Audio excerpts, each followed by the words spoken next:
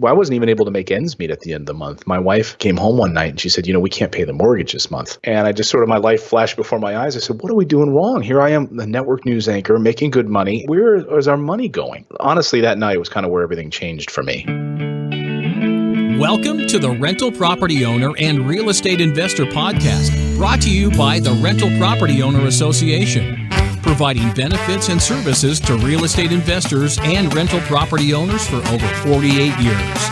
With your host, Brian Hamrick from Hamrick Investment Group. This episode is sponsored by Green Property Management, managing everything from single-family homes to apartment complexes in the West Michigan area. Find out more at greenpropertymgt.com. And Icon Realty Group, helping home buyers, sellers, and investors in the West Michigan area. Find out more at theiconrealtygroup.com. Hello and welcome to episode 91. My guest today, Clayton Morris, had a goal to build up enough passive income to be able to retire by the age of 40. Well, just this past month, after 18 years on broadcast TV, he left his position as co-host on Fox and Friends Weekend on Fox News Channel in order to spend more time with his family and focus on helping other people build passive income and legacy wealth through real estate investing. Clayton founded the turnkey real estate investing company, Morris Invest, and he hosts the Investing in Real Estate podcast, which focuses on buy and hold rental properties. Clayton, welcome to the show.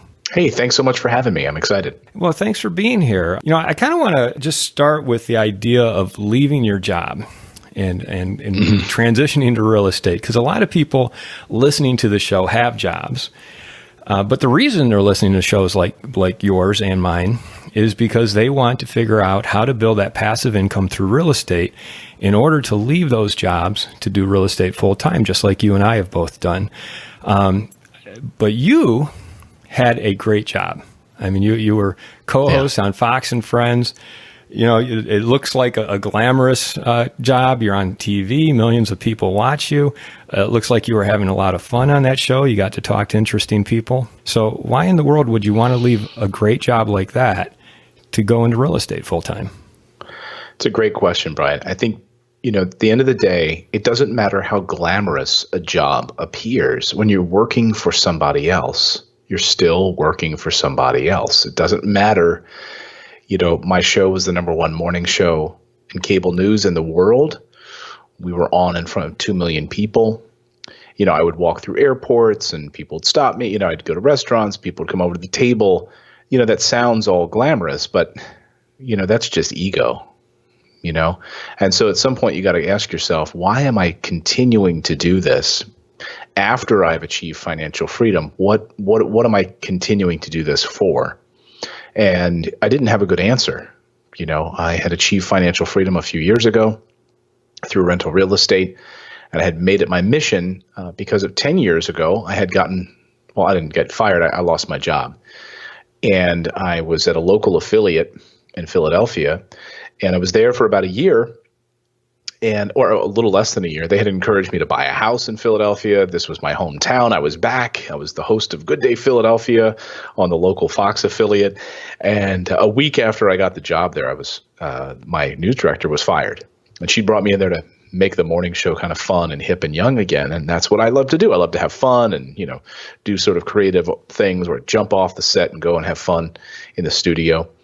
Well, the news director that was hired in her place came in and wanted to focus on, if it bleeds, it leads. Every story at the top of the show is going to be murder, car theft, whatever. And that just wasn't interesting to me. And so when my option was open in my contract, they said, we think you were sold a bill of goods. You were brought here to make this show fun and young and hip, and that's not the direction we wanted to go. And so we're not renewing your contract. And I was just devastated. Here I had purchased a condo in downtown Philadelphia.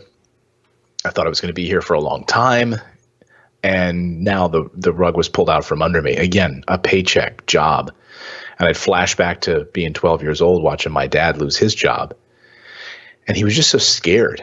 But he was angry and scared. And so he was like, they can't get away with this. And but it was just downsizing, and he was just so terrified. It lingered in my brain for my whole life. And here I was, that 12-year-old boy again, just being terrified. And I said, from that moment on, once I got my ducks in a row and kind of picked myself up after a few months, dusted myself off. I said, I'm never going to let that happen again. And I was going to build my own thing. So over the next, 8 to 9 years, I just built my own thing through rental real estate. And when the time came where I said, I've been here 10 years at Fox News Channel. It's been a great run. But you know what? I don't want to get up at 3:30 in the morning anymore. And what am I doing it for? I just turned 40. What am I doing it for? Who am I doing it for? Am I adding to the noise that's out there on television? Did people need more talking heads and opinions? No. In fact, we need less of them. And so I just said, I'm done. I'm going to focus on my business. I'm going to focus on quality time with my family and quantity of time with my family. And I'm going to do something that means something to other people. And I'm going to help more people build financial freedom and passive income. So that's what I love to talk about. And that's why I'm glad I can be here today to talk about this, that all important topic to me. Well, that transition from job to passive income, that's what really interests me. Was it 10 years ago when you lost that job that you started thinking, okay, how can I start building passive income? Or did that come later? It came a bit later.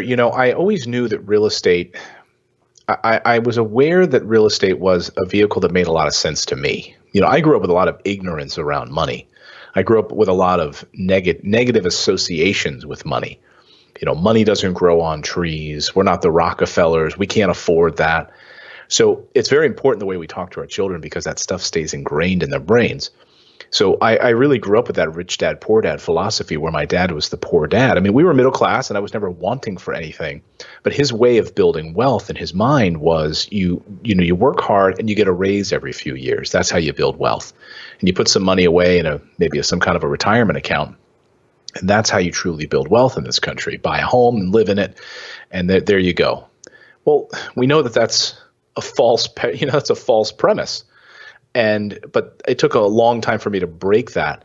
So when I lost that job, I was still in that mindset about building wealth like that. I thought, oh my gosh, I need another job like this.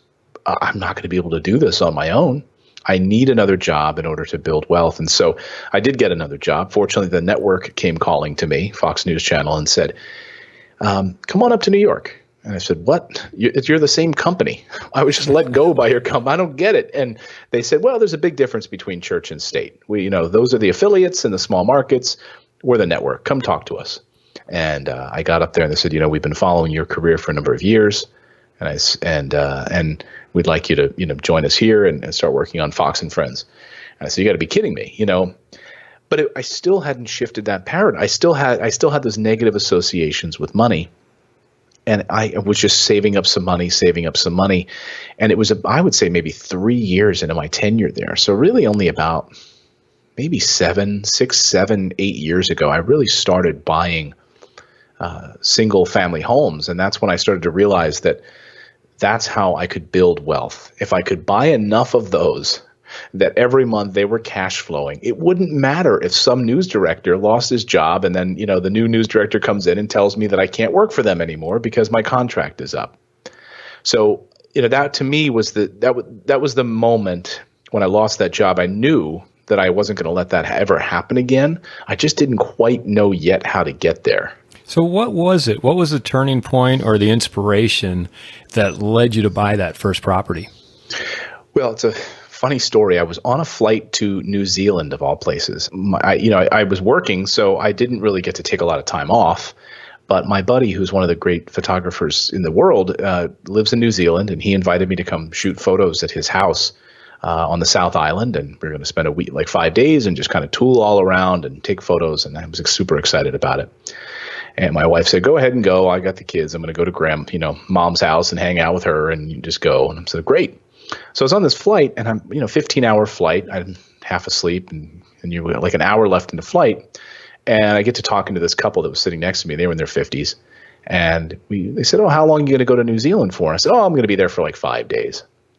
I got to get back. I work in TV. I got to do the show in this coming weekend. I said, what about you guys? How long are you going to be in New Zealand? And they said, oh, we're going to be here for 2 months. I said, 2 months?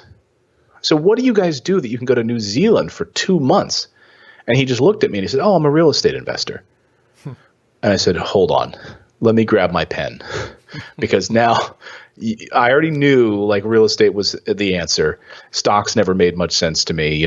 Some company could do something. I have no control over it. And the stock could go down to $0 in value. Like I knew with real estate, that could never happen, right? Even the land is worth something. If it goes down, to $0, it can't ever go down $0 in value. So I said, what? How do you do this? And so for the next 45 minutes before we landed, he just explained to me his philosophy on real estate investing. He said, my partner and I, we buy, mostly single family homes in the Midwest and other parts of the country. And he named like 8 markets that he's been in. He's like, I'm from San Francisco, so I would never buy properties in California. And I only focus on return on investment. I don't, every property to me, it's like there are 4 walls and a roof. Don't fall in love with real estate, fall in love with the return and cash flow. Just build up cash flow in order to create. He goes, so while we're here in New Zealand, our tenants are paying our entire trip while we're here, and I don't have to worry about it. And I said, oh, that's it. And I got back, and that was really the inspiration for me. I didn't quite understand it because I was still living with these negative associations with money. I didn't quite get it yet, but I said to my wife, that's it. We're doing this. And within 2 weeks, I had already purchased, with the money I had saved up, I spent like $30,000 each or so on some properties, spent about $17,000 in rehab. So I overpaid for the rehab. I did upgrades that I shouldn't have and spent more money than I should have. Those kind of, I overpaid for the property. I did all, the things wrong, but that's okay. I took action, right? Which is something I try to beat people over the head with on my podcast. It's like, just take action. You're going to learn from some of these little mistakes. It's not going to be the end of the world. But I got back 2 weeks later and had already made offers and purchased 2 properties, and they've been cash flowing for me ever since. So how were you able to take action so quickly? I mean, obviously you had the funds, you'd saved up some money, but to take action so quickly, how were you able to do that? I guess I didn't know what I didn't know. And I think for me, when I start diving deep into things through analysis paralysis is when I don't take action.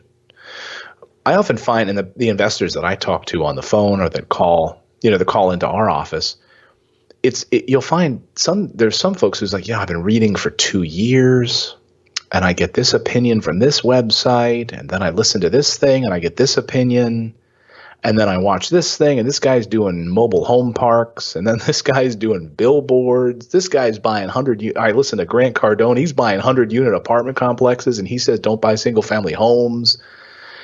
And I'm, so people get pulled in so many different directions, but I knew that I was listening to this one guy who I saw in the flesh, in real life, had achieved financial freedom. He was going to New Zealand for 2 months with his wife to just explore the entire islands.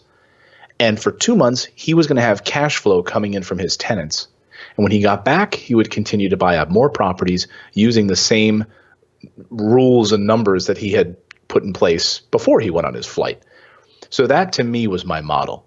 And I knew that I suffer from shiny object syndrome. And so when I start getting pulled in 80 different directions, that I'm never going to take action in any one direction. So I just focused on this one course of action. I grew up in a single family home. It's what I knew. It's what I understood. I understood that people, and I, through my research, understood that people tend to stay longer because they kind of make it their own home in a way. They've got their own driveway. They have their own backyard. They tend to stay a long time. They want to be in the neighborhoods where the good school districts are so their kids can walk to school. And that made sense to me. I grew up in a single family home. Here was a guy who had bought that's what he did, right? He had some duplexes and stuff, but that was the core of his thing. And so I was just able to focus on that and stick to that. And I didn't get distracted. If I had waited 6 months, and started fooling around on internet forums, you hang out in internet forums, that's like where real estate goes to die, right? You want to be talked out of something, just hang out on the internet for a little while. You hang out around on the internet, you're going to find all kinds of negative people that are going to tell you can't do things, or they're going to tell you why this doesn't work. So I followed his course of action to achieve financial freedom. I said, I'm not going to be distracted by commercial properties. I'm not going to be distracted by this over here. I'm going to do it. And I did it. And that I think because I just stuck to his plan is honestly the way to answer that question. I'd like to take a moment to tell you about Green Property Management. Not only do they manage everything from single-family homes to apartment complexes in the West Michigan area, they also manage my entire portfolio. So I can tell you from personal experience that their unique flat fee management style is worth a closer look. If you feel that your property isn't operating to its fullest potential, then Green Property Management can help you take a holistic approach that will save you money, eliminate your headaches, and increase your net income. And if you're a property manager interested in applying Green Property Management's model, give them a call at 1-866-95-GREEN or visit them on the web at greenpropertymgt.com. I'd also like to tell you about Joshua Schaub and his team at Icon Realty Group, a full-service real estate company in the West Michigan area. Joshua has been a guest on this show several times, and he and his team at Icon Realty Group help buyers gain an edge in this competitive market. They assist sellers in getting the best price and terms for their properties, and they work with investors to understand the numbers, neighborhoods, and market forces that will set them up for long-term success. To learn more and get a free, no-obligation consultation, contact Joshua at 616-216-2000 or visit theiconrealtygroup.com. Yeah, and it really seems like the plan of action that he laid out in that 45 minutes is something that you've really adhered to. But to be able to take action so quickly, I mean, you were working full time, so you weren't rehabbing the homes yourself. I see what you're saying. How were you able to actually put a team together or actually locate the properties and acquire them and get the work done while working a full-time job? And when these were probably not even in your neighborhood, were they? Oh, no. And I knew right away from him telling me this on this flight, that the best properties are not in your backyard. And I lived in New Jersey, so there's no way I'm investing in real estate in New Jersey. The taxes are way too high. The ROI is not there. So listening to him tell me that, I knew right away that I had to break that comfort level and just go outside of my backyard. So many people think that their best properties in their backyard, so they wait till the weekend, right? They're weekend warriors. They call up their local realtor, and they end up paying too much for a property. They drive around. They get frustrated. Maybe they find a contractor. They don't know what they're doing. And pretty soon they just get frustrated after 6 months of trying this, and then they just kind of give up, right? That's normally how it goes. And I know this because I've talked to hundreds of investors who've told me they've done this and they've just given up. But they've still got that real estate bug, so they know that it works. They just didn't know where it worked. So I listened to where he told me he was buying properties. He was in Michigan. He was in other parts of the country. So I just went there. And normally I own properties I've never seen, and I'll never fly there. But in the beginning stages, you're kind of new and you think you got to go there and spend money and stay in a hotel and rent a car. And so you're spending a few extra $1,000. So I did that. And I went there, met with what was he? He was a distressed property realtor at the time. And this was back, of course, when foreclosures were prominent, short sales were everywhere. Well, I can tell you in the past year, I can count on one hand how many foreclosures I've bought. They're just dried up completely. So now, if I buy 20 properties at a time, they're because of a hedge fund is collapsing or something, and I pick them up that way with my team. But at the time, I didn't know what I didn't know. So I flew in. Where were you flying into? Was this in Michigan? Yeah, so I flew into Detroit and just drove all over that area with my friend, the realtor at the time. And I knew that he understood. I didn't want to pay market value for my properties because I knew I was going to have to then put $15,000-$20,000 of rehab into them on top of it. And so, I was making offers on some short sales that he had found. And we went in, and at the time there were not that many of them. They were kind of drying up at the time, and I probably got maybe the last batch of short sales that were available in this area. And so, like I said, I bought them for $26,000-$30,000, something like that, and then I put about 17 into them. So I just made offers. I didn't even have a contractor lined up yet. I didn't know how I was going to rehab them. I just took action and I figured I'd find out, which was kind of crazy. So, I slowly started building my team, and it just so happened that a buddy of mine who worked for Disney World, he was one of their top executives. He's from that area and he ran the Disney Cruise Line. He was one of the heads of the Disney Cruise Line. His brother was a contractor in that area. He grew up in Detroit, and he said, my brother's looking for work. He's great. He's honorable. He's honest. I said, great. So he was my first kind of hire. He was my first contractor team member. He was so honest that he really set the standard for like all the contractors that we hire now today that we work with on our staff. But he had gone to Home Depot to buy some materials, and on the receipt was a soda that he'd bought. Well, when he sent me the invoice for the work, he minused out the soda on the invoice to make sure that I didn't pay him for his soda that day. And my wife, my CFO of our company, said, "We're buying him the soda." And so she put that back in there and mailed him the check for that work on the property.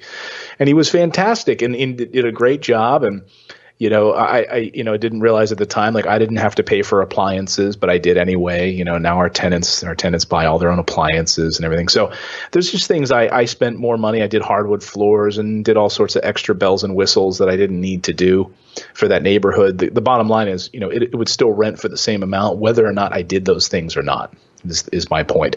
So I kind of fell into it backwards and started building that team. Yeah, well, it seems like you did two things very quickly, and I think both are important. And one is you took action right away.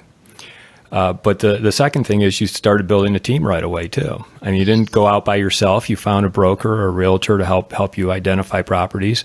And then you quickly found your contractor, and then I'd imagine at some point a management company. Exactly. So that was the next piece. I had talked to this realtor and I said, I want a property management team because there's no way that I'm going to manage these properties from 1,000 miles away. I'm happy to pay them 10%. I want them to deal with tenants, phone calls, vetting them, making sure their background checks all check out, collecting rent every month, doing the tenant turnover when they move out. All of those things. I want that managed, dealing with the city when the city sends a violation letter because there's branches in the yard or there's a sidewalk crack. I want them to deal with all of that. If there's an eviction, we work in landlord-friendly states, so evictions can happen quickly. If you've got a portfolio of 30 properties, everyone's always scared about the eviction. Dun, dun, dun. Well, look, if you're a real estate investor, it's going to happen, right? Like if you own a retail store, you're going to have a return once in a while. Someone's not going to like the shirt you sold them. You're going to have to take a return back. So you try to mitigate those as much as you can, right? I mean, but I wanted someone to handle that. I didn't want any phone calls. And so I kind of came back to the model of this gentleman on the airplane. He told me, I'm going to be in New Zealand. I'm not going to be able to receive phone calls. And sure enough, when I was there, my phone didn't work for the 5 days. I had to get to, I had to, use FaceTime audio at the hotel just to speak to my wife and son. So for a brief amount of time before it cut out. There's no way that this guy in New Zealand's handling a toilet that's broken. So he wanted to live this life where his money was creating streams of cash. It's not as if he's lazy, but his money is actually working for them. And something that really bothers me lately that I've been thinking about is this idea of unearned income. And it drives me nuts, this idea that, the IRS, the way they call it, what is your unearned income? It's the passive income you're making from investments. That's somehow bad, like as if I didn't earn it. If I didn't, work hard and I was smart. Oh, you mean so I need to work 50 hours a week and break my back to have earned income? What about he was smart with his money and he made the right decisions and he rehabbed properties and gave a person a place to live and he elevated a neighborhood. He employed contractors, to rehab his properties. He's helping a community. That's earned, yet we call it unearned income. It just bothers me. Yeah, absolutely. So how much unearned income were you making off of those two properties in the beginning?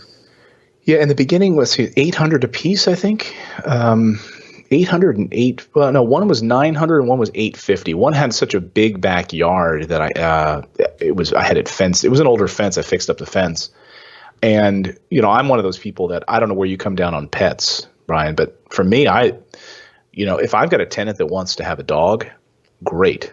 Because my philosophy on that, my experience is that it's hard for tenants to find a place that will allow them to have a dog. And if you give them a great place to live, pet owners don't want to have to move. It's difficult for them to find another place to move in that same school district, that same area. And so if they can find a place that's pet friendly, you know what, I can actually charge more for my rent. And that's what I did. So I think like an extra $50 or $75 a month. I've got a big fenced in backyard on a corner lot with this one property. And I've got tenants that signed a 5-year lease in that property. And now they just renewed again. So, you know, again, they have a dog. They love the big backyard. They love the fenced in area. So I think $850 and $900 a month is what these two are rented for consistently. Yeah. And what's the statistic? I think it's like 25% of renters have pets.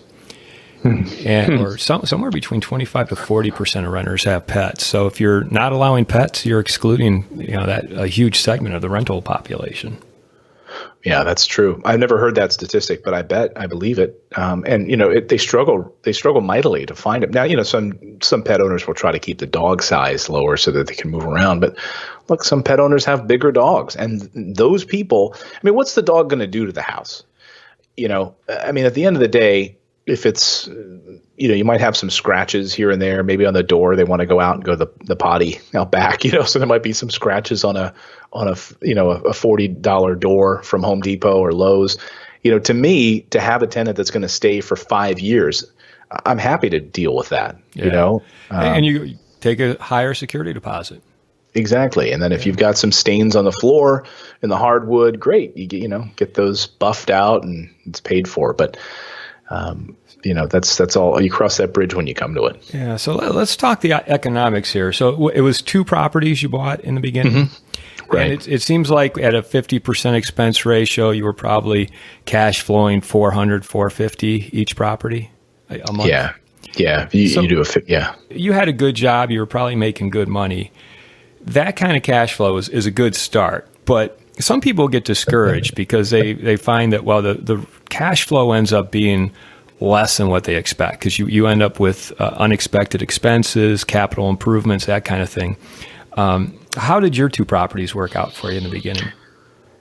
They worked out great. You know, and one thing I learned from this gentleman again on the airplane, and it's the core of what I do at my company, Morris Invest, which is I want to rehab the homes so they're rent ready and bulletproof for about 10 to 15 years. Meaning, I'm going to put in the new furnace, the new water heater. I'm going to update the windows, update the plumbing to put in new PEX plumbing. I'm going to update the electrical so that's up to code and up, you know, and looks in either new panel and all of that. Update the roof if it has less than 10 years of life on it.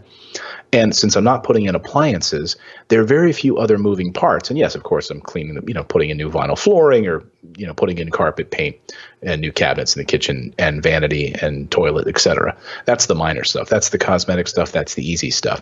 But when you take care of those main systems in the house, then what you find is you don't have repairs to worry about for many years. Now, each of our, you know, furnace, water heater has a 10-year manufacturer's warranty on it. So if something breaks in those, we just get the serial number. We call up the manufacturer. They come replace the Train furnace or the Goodman furnace or whatever. And I don't have to worry about that. So there's very few moving parts in the properties that I buy. It's when you start going into those larger price homes, when you've got garage door openers, you've got garbage disposals, air conditioning units, central air, and all of those moving parts that tend to break on a regular basis. And I really avoid those types of properties and investments. You know, if my tenants want a window, you know, air conditioning, great. They get a window unit for the bedroom, and that's the room they're going to cool because that's where they're going to sleep that night. Or in the living room where they're watching football, they have a window unit. They don't want to cool the whole house. They'd rather not spend the money on cooling the entire house with central air. So I don't have that added expense. So they fared great for me out of the gate, and I have had one tenant turnover, and, you know, I do my stuff at cost with my team. So I end up, you know, just paint, carpet, touch up, and those types of things, and make sure that everything is up to par and serviced.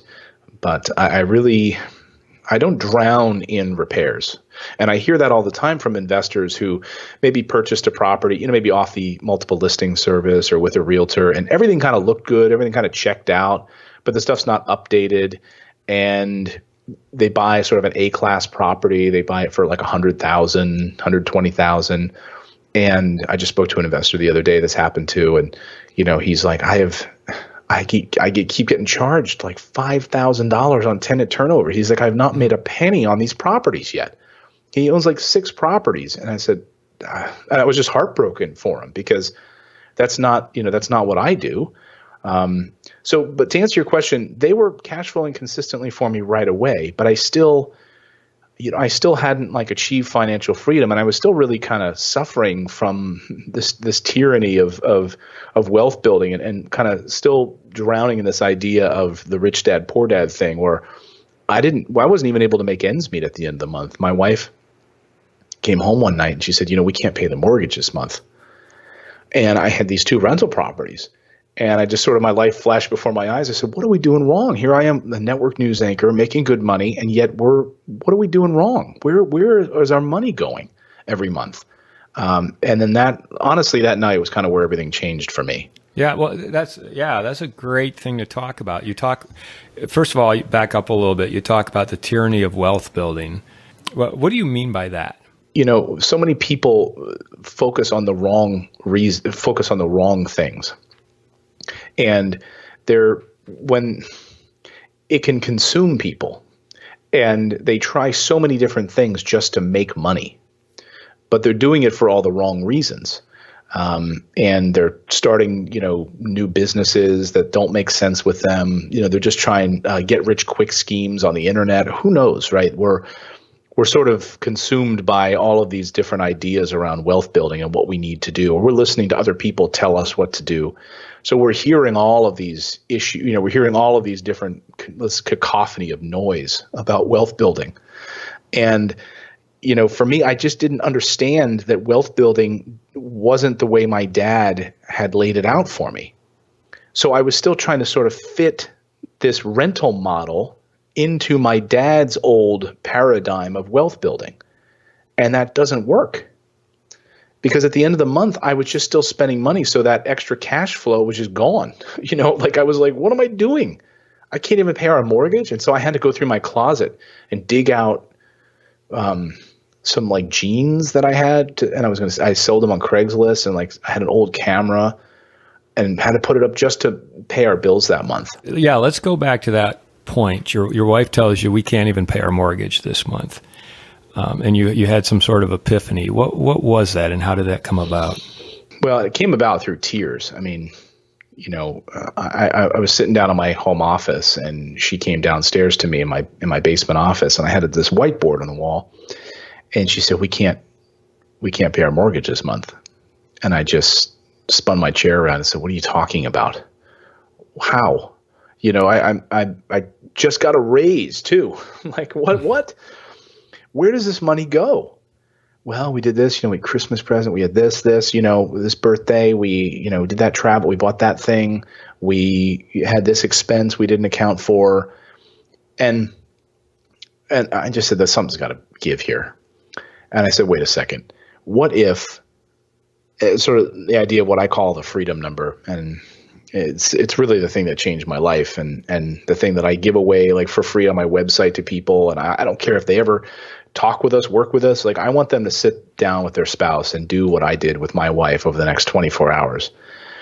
So I said, wait a second, what are our monthly expenses? Like, what does that total number look like? She said, I don't know.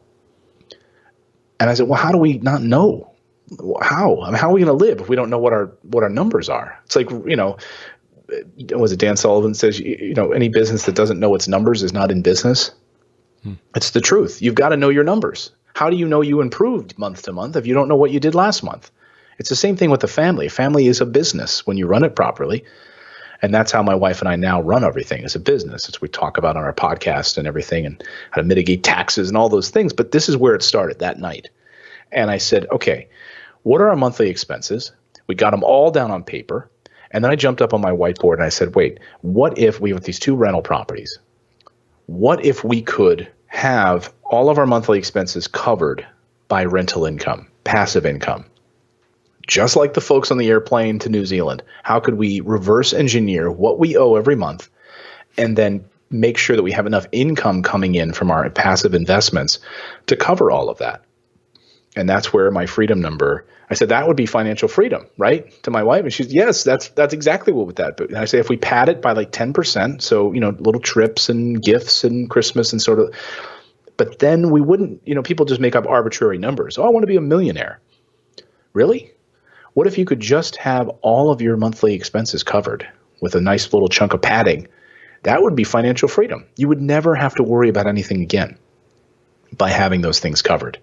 And so that's where my idea of, the freedom number came from. And it was really that moment that kind of shifted everything for me. And I started to see things totally differently. I started to understand that if I could take this cash that I had in the bank, leverage my 401k, use this IRA, how can I buy properties? And then I became like a madman, like on a mission. And I completely altered my way of thinking about wealth and how can I use the things that I currently have? How can I leverage those pieces that I already have in the 401k? Can I take a loan out from that? Can I buy another property? And that's how I was able to start acquiring more properties at a rapid pace, was by thinking differently about money. And was it just a matter of figuring out, okay, if we can get a certain number of rental properties to cash flow a certain amount each month, and we got this number of rental properties, that would allow us to reach that freedom number? Is that pretty much how the formula works? Exactly. And like I said, if you're driving right now, you're listening to this, you can download it for free on my website. And it's like 3 pages, and it's like a little worksheet. You can walk through it with your spouse, with your partner, sit down over a bottle of wine, get honest with yourself, grab your spreadsheets and look at all. You're going to find things you didn't even know you were paying for. Netflix, Hulu subscription. You're going to find like a random magazine subscription. You're going to find all these things once you start lifting up the covers. And then how many rental properties would it take that cost $40,000, $50,000. That's my bread and butter. And they cash flow $700, $800 a month. How many of those would it take for you to be financially free? And then we kind of work the model in reverse engineer it from there. And so one of the first things my team will do, and I love this, when we get on the phone with someone for the first time, if they book a call with us, is what's your freedom number? Because I want to know. I want a frame of reference. Like the gentleman I had lunch with today, he's struggling. And he said, look, I need some help. And I said, what's your freedom number look like? And he said, I did your worksheet. He said, it's $10,000. And I said, okay, that's doable. And we started analyzing his finances, and we were able to unlock huge pockets of wealth that he had built that he didn't realize he could leverage, and it just, when you start accessing that information and you start aligning yourself and going in that direction, people start to pop into your life. Books present themselves. Your podcast, an incredible resource for people to be able to begin to build wealth. There's so many resources and tools out there that when you can sort of break off the shackles of that negative thoughts around wealth building and go in this direction. Yeah, it leads to a couple of questions I have. But since you're talking about sitting down with individual investors, I know that's part of your focus now, is helping other people reach their freedom number. Is it just a matter of following what you learn from those people going to New Zealand, or are there other ways, examples that you can give me of how you're helping people reach those freedom numbers? Well, I think, just on the surface, yes, that was the core sort of philosophy of my business. We started acquiring properties using that same philosophy, and we just started buying more and more. And then I had my mom came to us as our sort of first client, and she said, I've got $40,000 in my 401k that I can borrow from. Can you help me get one? Yes. And by the way, you're going to have to do everything because I don't know how to rehab a house. Yes, Mom, we got it. My team will handle it. Then it was my friends, then friends of friends, then lawyers referring other lawyers, doctors. So then the company just grew from there. Well, as it grew, we've had to realize that there's a lot of things we didn't know, right? You can buy a house. Anyone can, buy a house. But now what about our taxes? Now what about our estate? And what about liability protection? Now, what about on and on and on, right? Insurance, and how can we leverage this? How can we put this in here? How many LLCs should hold properties? And we just kept growing and growing and growing and getting answers to those things by hiring and bringing on the right people to our team. So that's how we help people, is in admitting that, hey, we're just stewards here. We're trying to help guide you in the right direction. We're not experts. We're not financial advisors. We're not lawyers, but we are going to connect you with the right people that have those answers, that have built our network have helped us set up our holding company, have then set up our estate, and how liability, our assets are protected by these LLCs reporting to this LLC. We work with Mike McAllowitz, so we have the Profit First system. We teach people how to do that. All of those things that we didn't know at the time, and we kind of grew grew as we grew, and then you realize there's still so much more you don't know. In real estate investing. So when we have people call us and say, I'm 71, is it too late to start? I say, of course not. It's not too late. We've had somebody who just started buying properties at 79 years old because they wanted to build wealth for their family, legacy wealth that they could hand down these assets to their family. So there's a lot that we grow and know, and there's a lot of things that we try to put in place to help people on this journey. Everything we've learned from taxes to liability protection, and we try to share. We just give it all away. We try to educate people as much as we can. And does that also include helping investors identify and acquire turnkey rental properties? Yeah, that's what my company does at its heart, right? So when someone books a call with us for the first time, that's what our goal is to help them acquire their first property. So we renovate about 40 to 50 properties a month. My team does in different markets in the country. And, my contractors are on my staff. So, they're not wondering where their next paycheck is going to come from. And therefore our costs are way lower, because if somebody was just to sort of come in off the street and do it, probably pay, twice as much for the labor, and I'm able to buy 20 furnaces at one time, so I'm able to get a big discount. And I try to really hit that net ROI number for my clients between 10 and 12% net on every property we do. And so I'm a big believer in. I grew up studying martial arts, and there's a symbol that I sort of symbolizes. I have it hanging on my office wall. And it's a symbol from Aikido. And are you familiar with that martial art, Aikido? I think it's what Steven Seagal did, right? It's like a defensive, it's like a defensive martial art. And anyway, the symbol is like this circle that has like a little bit of an opening at the end, but there's a dot in the center. And it really is the philosophy that I guide my business, and I make sure that all our employees understand when they come on board, was that when that dot is misaligned, then everything is off balance. And so when I look at our rental properties, our business, our clients, everyone who works with us, that it's all in balance, meaning that our tenants have a great place to live because this house was in total disrepair before we got our hands on it. So now at the end of the day, a tenant can come home after a long day at work, sit down with their son or daughter, go over their homework with them, sit down with their spouse at the dinner table, have a glass of wine, and talk about their day in a place that we rehabbed, that had doors fallen in and, rats living in it or whatever, and we've totally gutted it and put it back together. So they win. Our contractors win because we take care of them. Our, investors win because they've got a great and a high return. Our team, our lawyers that we work with, they win because we keep we provide them enough business on a regular basis with setting up LLCs and structures. We're filing with our title company, right? We pay them every closing we go through and this and that. So the idea is that when that ball is misaligned, when it's against one wall, then you're either taking advantage of somebody's not winning, something's misaligned, and then it's all off balance. And so I really try to keep everything in perspective, make sure that you kind of lift all boats. Because when you do that, then I think you really help as many people as you can. As we wrap it up, I kind of want to switch gears with my last question. Sure. It's sort of a two-parter. You left your job recently, and I'm wondering how much you miss it. And I'm wondering what lessons you took from your 18 years in broadcasting that apply to what you're doing now. That's a great question. I do miss the ability to just kind of jump on camera and have some fun and communicate. As a child, I grew up watching Letterman and watching Johnny Carson. I would sneak downstairs when my parents thought I was in bed because I was obsessed with watching Letterman and Carson, and wanted to work in broadcast television since I was a little kid. And I started doing stand-up comedy when I was 15 years old. I would go down to comedy clubs in Philadelphia and perform, and all through high school and into college. And I loved it. I loved that medium and that give and take with the audience. And so that was what fueled me. So I do miss that. I do miss the ability to make people laugh. And I got all these emails from people when I left Fox saying, you're the reason I would wake up in the morning to watch the show because you'd make me laugh. And that really meant the world to me. So I do miss that piece of it.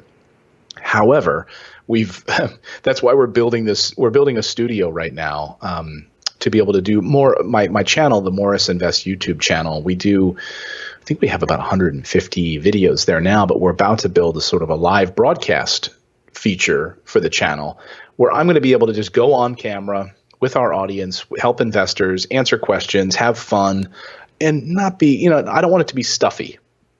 I want to kind of do what I did on Fox in that way. So in my own way, I'm kind of getting to do broadcasting on my own channel. I don't need Rupert Murdoch. I don't need somebody else. I have my own cameras and I can have fun and talk about the things that I'm passionate about, which is financial freedom. I kind of look at it almost like a Dave Ramsey style. And so I'm excited about that piece of it. So I do miss it, but I'm looking to sort of to scratch that itch with my own channel and elevate that a little bit. And the second part of your question about what have I learned after 18 years? Well, when you first start in television, you try to be somebody else. So what I mean by that is when I was in these small markets, I was up in Montana as a political reporter for CBS News. I was at NBC News as their main anchor in Virginia and West Virginia. And you think you need to be like Mr. Anchorman. You put on a fake voice and you have a fake attitude and you act a certain way because you think that that's the way that anchors are supposed to be. Like, good evening, I'm Clayton Morris. Welcome to News Channel 6. Tonight, this kind of fake way of talking. And then what I learned is actually the key to my success, and when like the network came calling for me, was because I had decided to there was like a 2-week vacation I took when I was in West Virginia, and I went home and I said, I'm not enjoying this. I love television. Why am I so unhappy? And I sat at a Borders bookstore and I found this old dusty book on broadcasting. And something that this woman said in this book was about just being yourself and the way in which you should look at the camera and think that your grandmother's on the other side of it. So after this 2-week Christmas vacation, I came back and I just started having fun. And I just started being myself, just being as authentic as I could be. You're still going to be yourself, but a little amplified on television. But I just said, you know what? This is me. This is how I talk. So if I were to go on television right now, I'd be having the same conversation in the exact same way. I wouldn't go back to, welcome to News Channel 6. I'm Clayton Morris, and this is the new, like this fake version of myself. So it's carried over into my business, which is just be yourself, warts and all, and hopefully people will see that that's truly who I am. Great advice. Great advice. How can people get a hold of you, Clayton? And I know you have many ways, and you've got your podcast, your YouTube channel. Why don't you put them out there for us? Yeah, sure. If you're a big fan of podcasts, which I'm sure you are for listening to this, just come over and check us out. See if you like us. We're the Investing in Real Estate Podcast. That's a generic name, the Investing in Real Estate Podcast with Clayton Morris. So check that out. And if you want to come to our website and get that free freedom number cheat sheet, it's just my last name, Morris Invest, MORRIS, morrisinvest.com/freedom. You can download that. And get real with yourself. Download that, and go through it. It's like 3 pages. And that's honestly, I think, one of the best things I can do to help people who are listening to your show right now, maybe make a change in their life. Yeah. Well, thank you very much, Clayton. It's been a pleasure talking with you, and best of luck on this new chapter in your life. Well, thank you so much. And thanks for the wonderful questions. You made me go deep inside myself. It's a little scary in there. But you came out okay. This episode was sponsored by Green Property Management, managing everything from single-family homes to apartment complexes in the West Michigan area. Find out more at greenpropertymgt.com. And Icon Realty Group, helping home buyers, sellers, and investors in the West Michigan area. Find out more at theiconrealtygroup.com. You've been listening to the Rental Property Owner and Real Estate Investor Podcast, brought to you by the Rental Property Owner Association. You can find out more at rpoaonline.org. If you enjoyed this podcast, please go to iTunes to subscribe, rate, and review.